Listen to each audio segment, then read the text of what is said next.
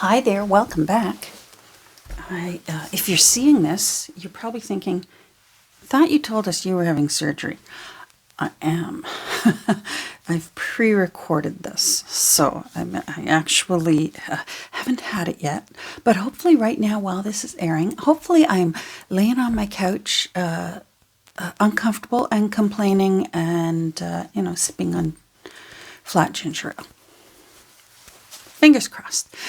But I have some work to do, just a tiny little bit of work to do on Miss Bessie Maud here. Oh, I forgot our handsome historical hottie in here. Oh, he's so divine. Look at him. So first, two tiny little thrifty things that I got last week. And we'll do that. And then I have, again, some tiny little things to do. Mostly just aging some brand new things to make them look old. But here we go. I found these two things this week. It's just, you know me, I like strange metal pieces that can look cool on the fronts of covers. That's a nice one. I really like that. That's beautiful. And hold on. The nice... Sorry, I'm looking for brads. It's probably a little too big. Let's try this one. The nice thing when you're using like plates that usually, I suspect this is from a cupboard. You'd put the knob here, or a knob, like put it that way for a drawer pull. So that square there usually is where the knob would go. But I think we could put...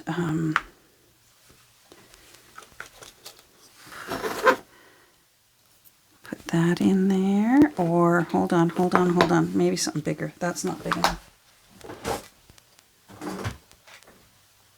I have bigger ones.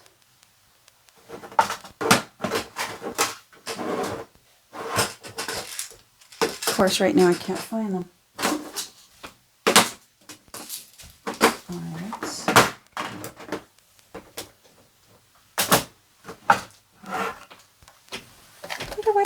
I have a container of, it's not very big, but I have a container of colorful eyelets and I think a white eyelet in there. Will look nice. Well, if not, we can make a white eyelet. That's easy peasy. And let's see about maybe something like that. Oh, even that looks nice. And see how it would... because it goes, we would drill, not through this cover. Imagine, here's the book. Oh, it was 50% off day, so I paid $2 for it. Imagine this is the book, plain cover, but you could put that on it. Isn't that nice? Give a little detail, very pretty. So actually, I don't even mind that. Or color match that white. That seems to be a creamy, warm white. Not a snowy white. So that, if I can't find my container, which I wonder where it is, that's what I would do with that. And it helps to hold the metal piece on, and usually, let me look and see, there it is. Usually one of these plates, this holds it secure, and then there's usually an extra hole somewhere, and there it is right there. So I can usually run a tiny, I've got some teeny tiny little brads, and I could run a little brad through that. And what that does is it prevents it from still wanting to swing around on your cover. So it would do that. Now, if it didn't have that hole right in there, you can still secure it so that it won't swing around. For example, and I've done this before too, if you have some craft wire, I would suggest in this case for this one, either white craft wire or gold craft wire. You could poke 2 holes on either side of these and just run a thin little strip of wire along that, poke it through your cover and secure it on the other side, and that would prevent it from doing this sort of thing. So that's a handy little thing to do, and it really is hard to find unless you know it's there. And I've done that before with oddly shaped, got an itch right there, that's strange, with oddly shaped metal pieces that you want to put on the front of a cover. There are ways to do it. I just don't, I find, especially with metal that's heavy on a high traffic area like the front of a cover, I don't trust glue. That's one of my mottos. I should start keeping my...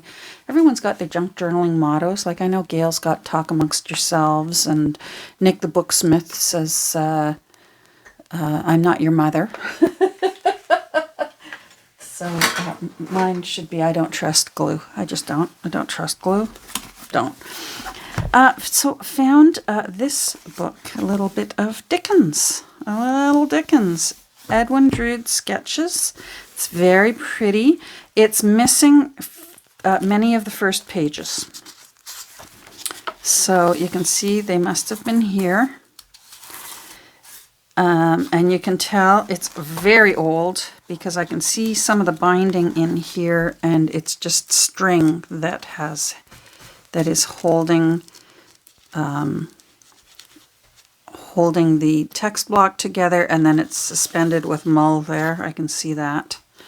So this is quite old, and when I looked it up, sure enough, it was one of those books that didn't have a specific date put in it, because I thought maybe the date was on the missing pages here, because I found it, and there was a page with a really nice illustration and such, but there was no date on it. But this series, the Alta Edition series by this publisher, were all published in the 1890s. So I at least know that it's circa 1890. But it's pages are a nice color. I don't know. I haven't done a crack test yet. Let's do it together. Oh. Well, I'll be. Look at that. Well, it's not too horrible. It took me a few good tugs and a fold to get that. I've had some that just immediately cracked. So, but I still don't think I would trust it to put spreads back in. I'd find a way to affix this to the front page and maybe use some for some tags. So I love me a good Dickens book to make into something else. I thought, wouldn't this make a nice art journal, because it's Edwin Drood sketches. I love how Dickens collected unusual names like Scrooge and Drood and Cratchit and Chuzzlewit. Pardon me. I love his enjoyment. Apparently he'd practice unusual names for his characters and collect them and plan on people in his books that he would be using the next really good name.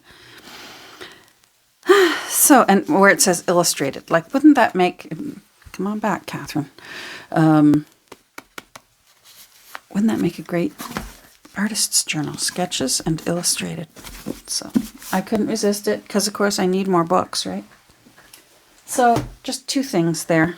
Now what I want to do today is, first of all, let me just take a quick look and see if there's anything else I did in here but I didn't tell you.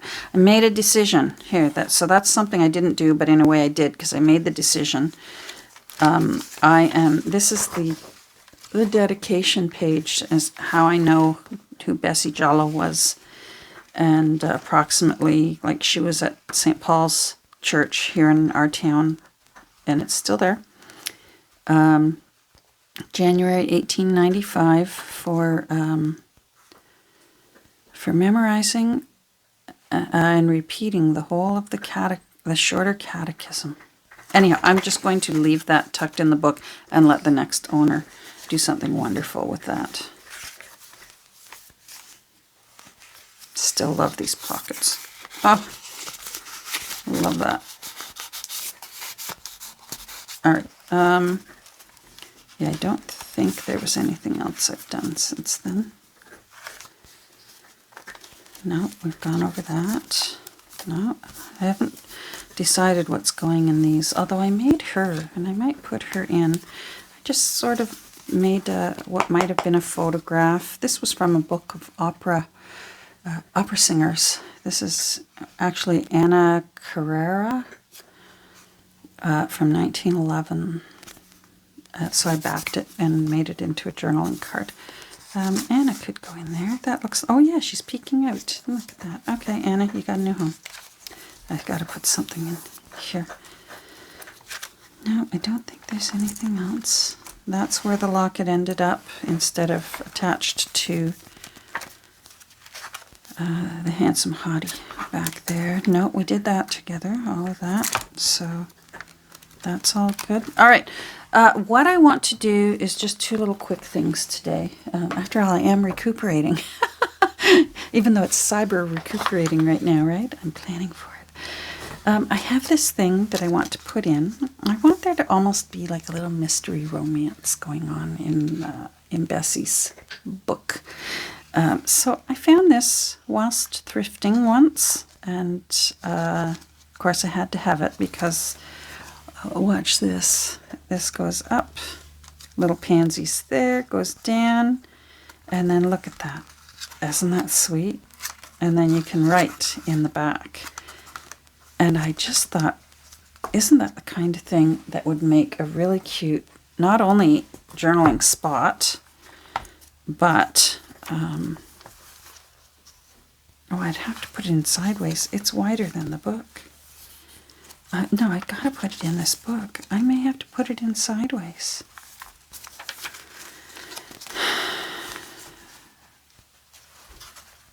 To journal. Oh, my brain's going. Are you shocked? Because I thought it could be like a tuck spot like that. Well, it's really bulky. Let's age it anyways, and I'll see if I decide to use it or not. I really do love it. So we're going to age this today. And I'm going to get together what I need. So I'm going to pause while I get together my stuff. Okay, so I got what I need. Sanding block, distress inks. It's going to be quite obvious that this is new and made to look old, but it still satisfies. It still satisfies my self-imposed rule of everything I use needs to be secondhand. So, of course, it's glossy, and we don't want glossy. So I'm going to see about at least sanding the edges so that parts of it will accept distress ink.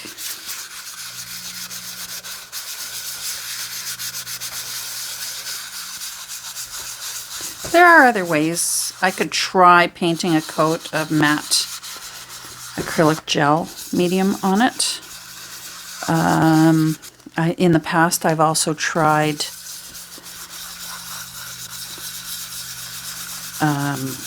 just spraying it with some aerosol Mod Podge matte, and that helped. That saved the day once. I forget which journal cover it was. I sealed a journal cover with a new sealant, and I made the mistake of not testing the sealant first, and it ended up I hated the sealant, and it was so glossy it looked like a glass mirror. It was horrible. And I thought, what am I going to do? I mean, it was going to be such a pretty little book. And it now looked like better than brand new. And I sprayed it over again with the Mod Podge matte, and looked fantastic. So that Mod Podge saved the day. Anyhow, what I'm doing now is I'm just taking off some of that gloss. I'm trying to do it in circular motions, so because sometimes the scratches from the grit, the ink will grab it, and so I want it to at least, I want even the scratches to look pretty. How's that? That's what we do, right? So I'm just, now this, where it's from, I think it did have a price tag on it before. It said Crabtree and Evelyn. 1991. Wow. I may still put something on there. I may put a pocket on this side and to cover that up. But for the time being, we're going to ink that. Now we're going to do that with all of these sides too. We're just going to take a little bit off, especially around the edges.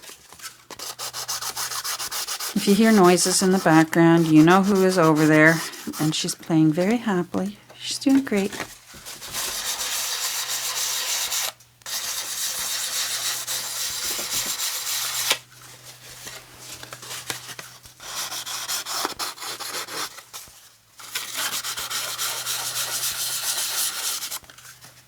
The nice thing about this technique is, say we ink it, and you'll see, say we ink it and it's looking okay, but you want to do, you wanted it more. Go at it again with the sandpaper again, and then ink it again until it's what you like.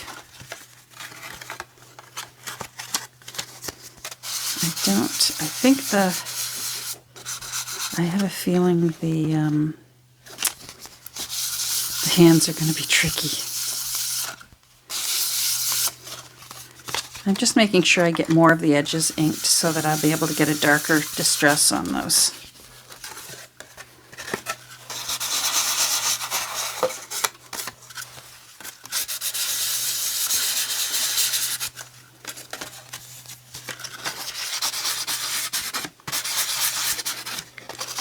Another exciting episode today. So what did she do? Well, she sanded a brand new note card. And of course she inked it.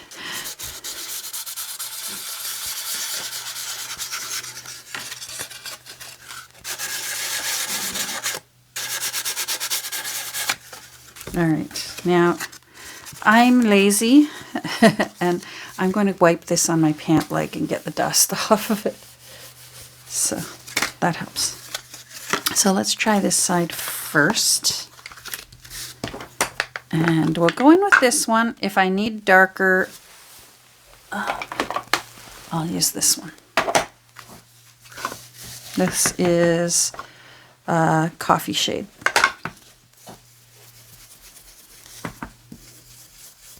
Oh, I like that. That looks fine.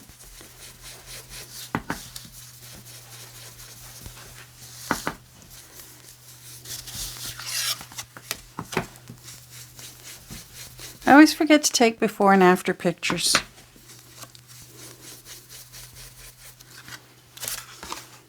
Yep, I'm happy. You know what I want to do? I don't want it wet. I want to make sure that's not wet. I just want to make sure a little bit came off, but that's okay. Just in case, sometimes it just wipes right off, depending on the paper and the ink and, you know.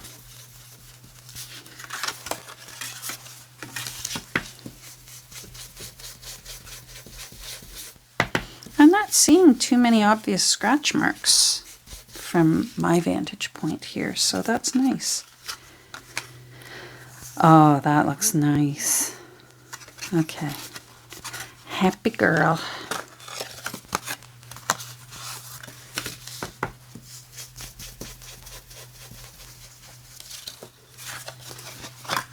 So I solved another mystery because I I know where St. Paul's Church is in town. That's usually, if we want to give blood, that's usually where the blood donor clinics are, St. Paul's. And, but I thought, I wonder what it was, because in Canada, the United Church of Canada is an amalgamation of 3 churches. Now, let me see if I didn't know this off the top of my head, so don't think I'm brilliant. 1925, the Presbyterian Church in Canada, the Methodists, and the Congregationalists merged together and became the United Church of Canada, which is the church I was raised in till I think my parents stopped attending. I think I was about 14. I kept going on my own even after my mom and dad stopped going, but yeah, so that's the United Church. So I thought, oh, okay, so if the merge happened in 1925, that means that Bessie was something else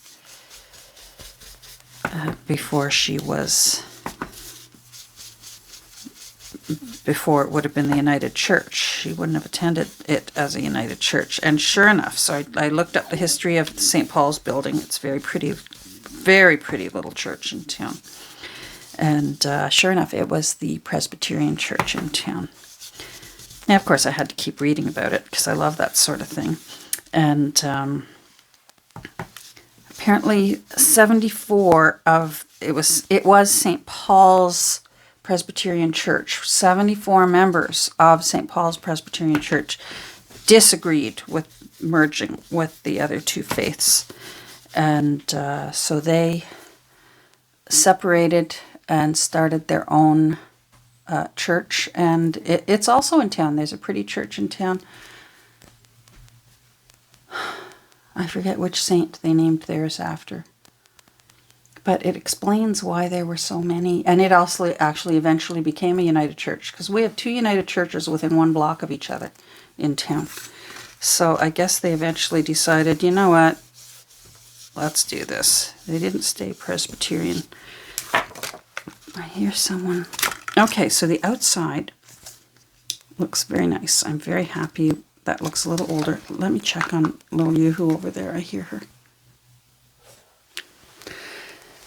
So the next part of this is the tricky part, because inside now we've got this, although it's kind of a creamy white, it still doesn't look old.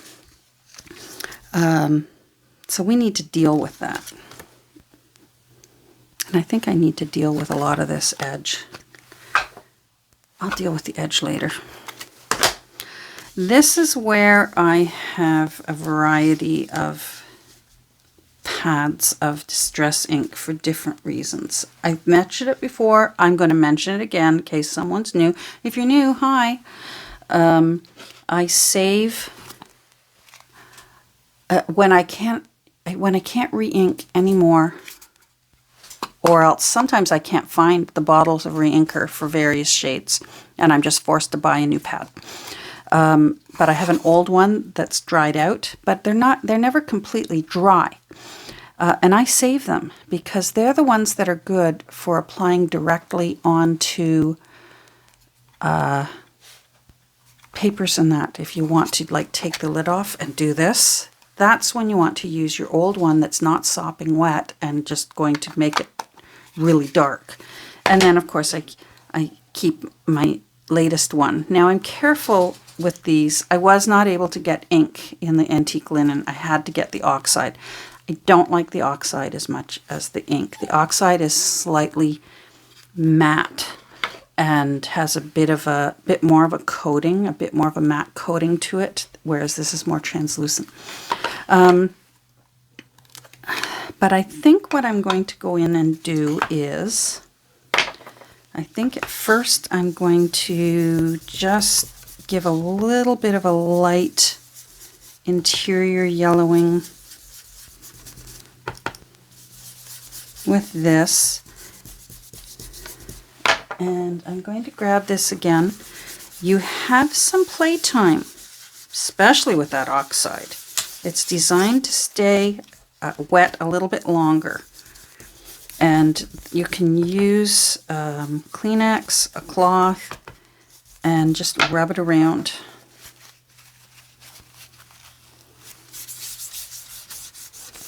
And get more coverage so that you don't necessarily have blotches here and there that maybe you weren't hoping you didn't want to have.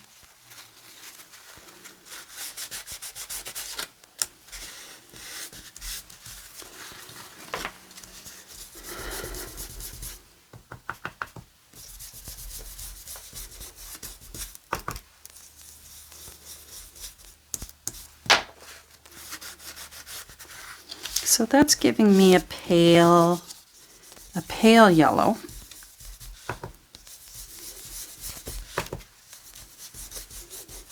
Now she's quiet. I better look and see.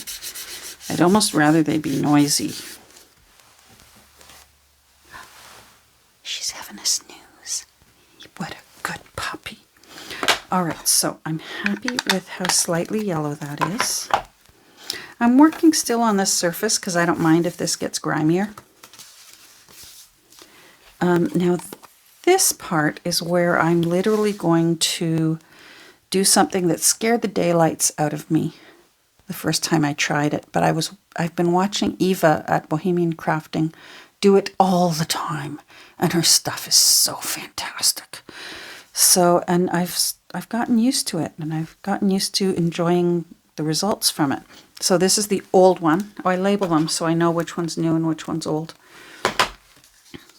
And then I'm just going to go in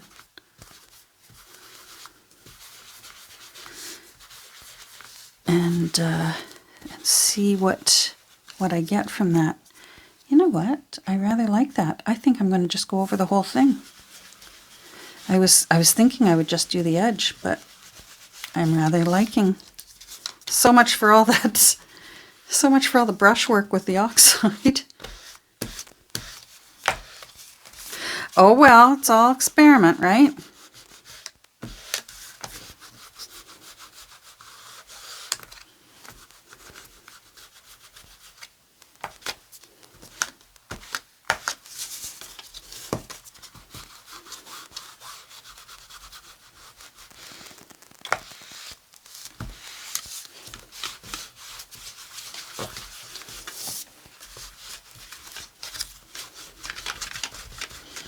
I like when there's folds, and the fold, of course, grabs even more of whatever the ink is.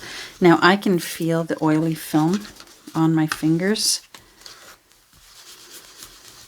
Still, it seems to be more so on the antique linen than any of the other Distress Ink shades.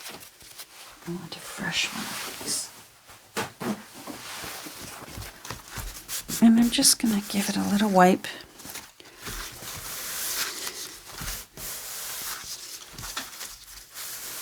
Take any excess off.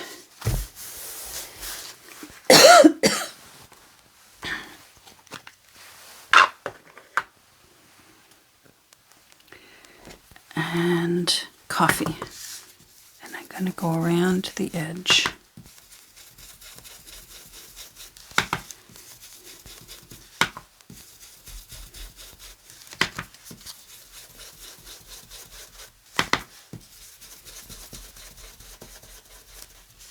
Now I'm going to try not to be too vigorous. I don't want either one of them to lose any digits. I can see she's already had a bit of a folding mishap there at some point in her life.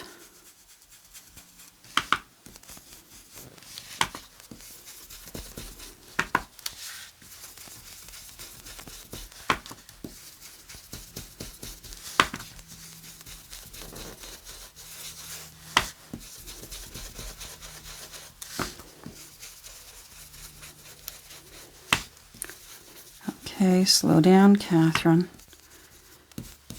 Don't amputate the mystery man's fingers. I realized today I'm going to make a mental note here on this video in case I rewatch it while editing and that while I will.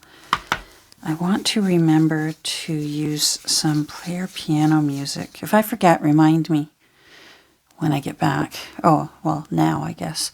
Remind me to put some player piano music in this book, because one of the larger employers in the town, as I mentioned previously, was Dominion Organ and Piano Works, and they actually made player pianos at the Dominion Company. So I want to put some player piano. Oh, this is looking good.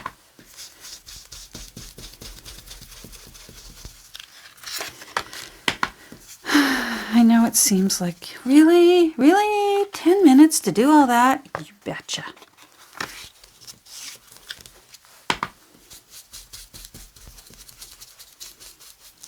Because we're obsessed, right? Of course, right.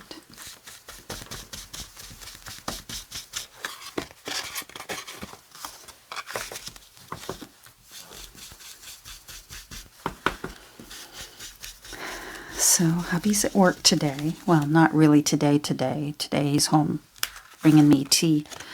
But today he's at work.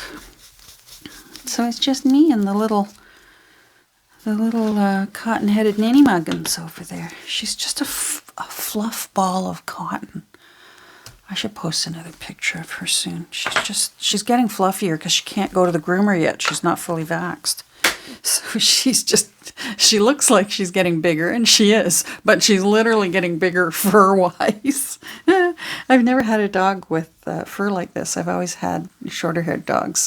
Well, my border collie had fur, but it never needed to be trimmed. It just needed to be brushed, and it made sure mats were under control. All right. Oh, yeah, I'm happy with that. Here, let's move this. There we go. Oh, that's rather fitting to have on the other side while I was working on this. Isn't that nice? There we go. So now we got some more drama in there, and it becomes a little journaling spot. Not sure what I'll do. Maybe I can put that in on the other side of the T. Yeah, in there where this lovely lady is. Maybe it could hide in there.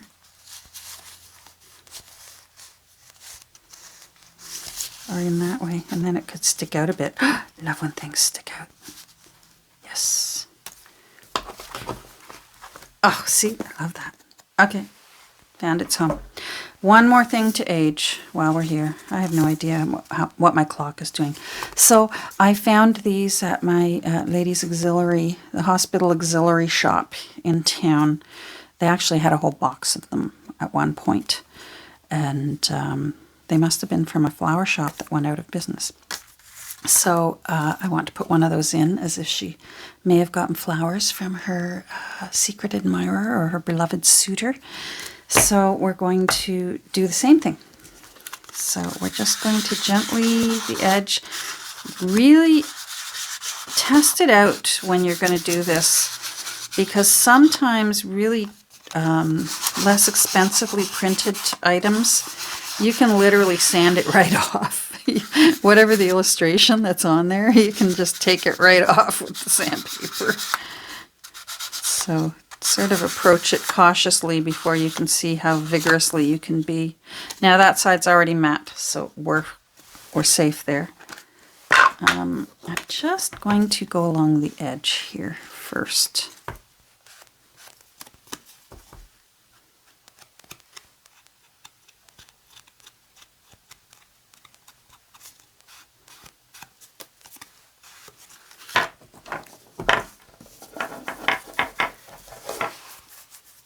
An itch, but it wasn't itchy nose. Oh well.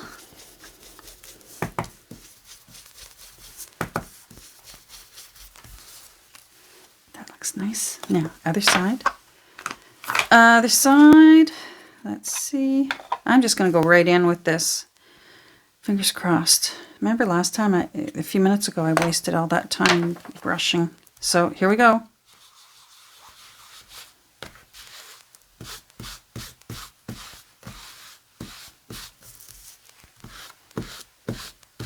Yep. Okay, so this must be even more dried out. See, the last time I did this technique onto paper, I literally could see the edges of the lines of the edge of the pad, and I was a little bit, oh rats, what have I done, sort of thing. But now I guess it's just dried out that little bit more, because that I like. Now I'm going to wipe off any residue. That's good. Now we've got our slightly yellow, and let's go in and you know what? This, we could see a before and after, because I do have untreated ones of these. Can I just give that a little more? Give us the drama.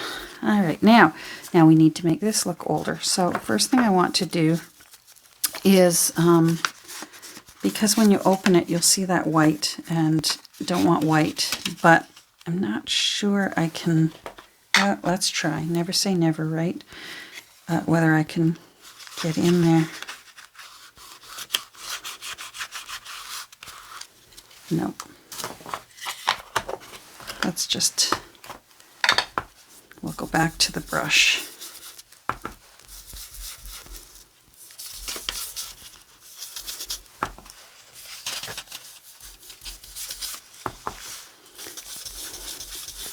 We have a flea market close by.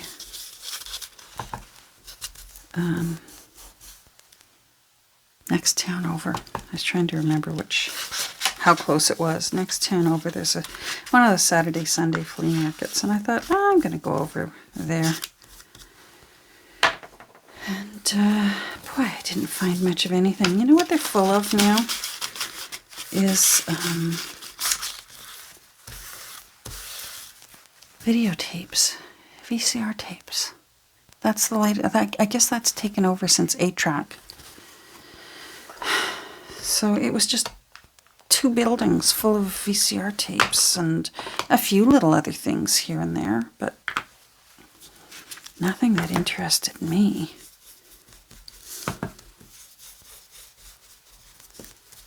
Now I want that. Lift up. Oh, come on, up you go. So I can get inside. Now, here's something you can do. Let me find some paper. When you're doing any envelope, no matter what the size, this one's tiny, but just put some paper inside and then go at it. And ink that edge. Makes a difference.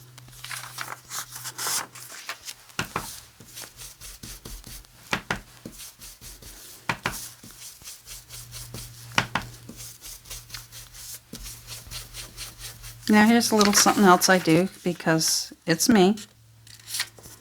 I will run it right along that paper edge line and just do that edge too. It just makes a difference, because why would all of these have aged yellow and not that seam?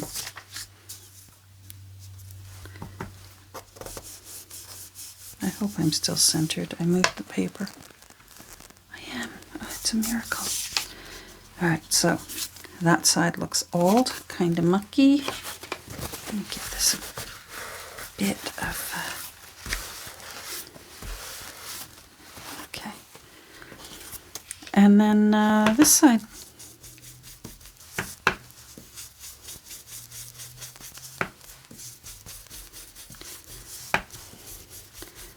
Yeah, VCR tapes. Ah. And the few things that they had that are the kind of things I'm interested in, I saw 2 little tiny books that I would just take apart to use the folios out of them. They weren't even collectible.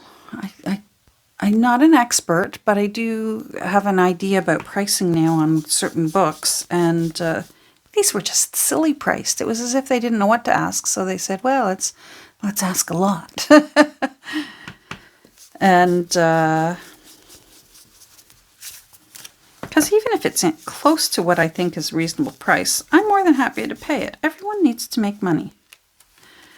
But when I feel it's a blatantly unreasonable price, I'll try and come in with an offer that's reasonable. Well, she seemed quite insulted at my offer. So I said, well, thanks so much. Hope you have a great rest of your day.